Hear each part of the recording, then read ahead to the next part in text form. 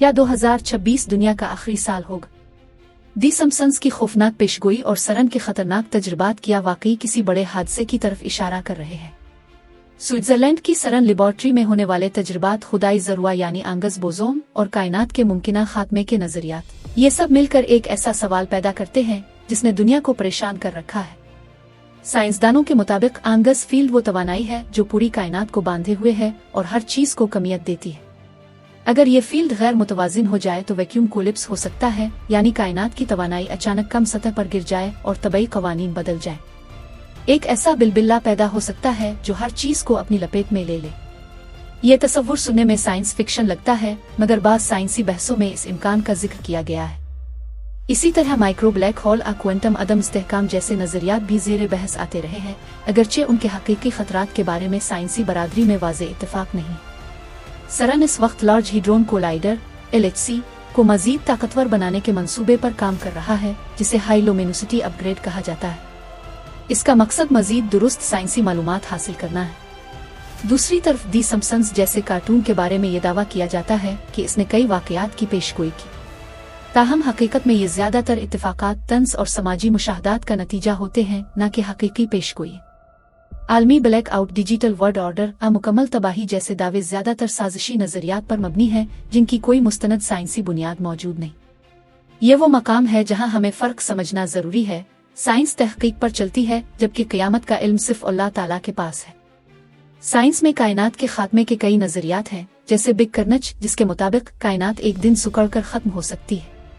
कुरान मजीद में भी क़यामत के मनाजिर बयान किए गए हैं, आसमान का लपेटा जाना, पहाड़ों का रेजा रेजा होना, सितारों का बेनूर हो जाना। ये सब हमें याद दिलाते हैं कि इस कायनात का एक अंजाम जरूर है।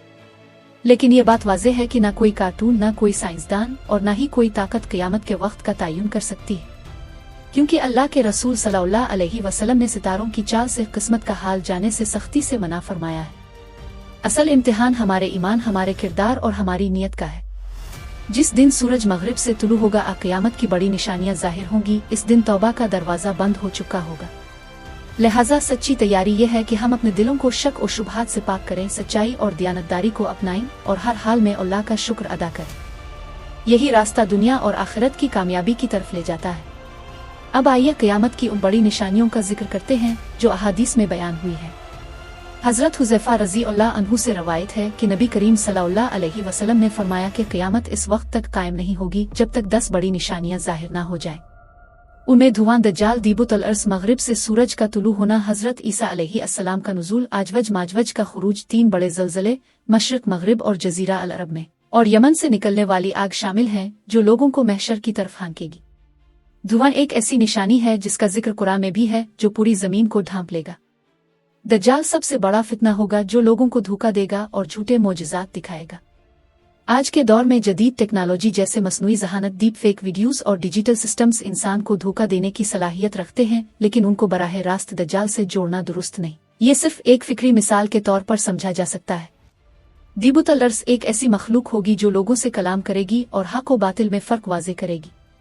मगरिब से सूरज का तुलू होना एक ऐसी बड़ी निशानी है जिसके बाद तौबा कबूल नहीं होगी।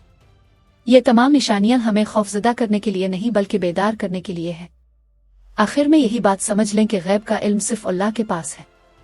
हमें अफवाहों, साजिशी नजरियात और गैर मुसद्दका बातों के पीछे नहीं भागना चाहिए। अगर वाकई कोई बड़ा वक्त आने वाला है तो हमें दुनिया के अंधेरों से नहीं बल्कि अपने ईमान की रोशनी को मजबूत करने की फिक्र करनी चाहिए।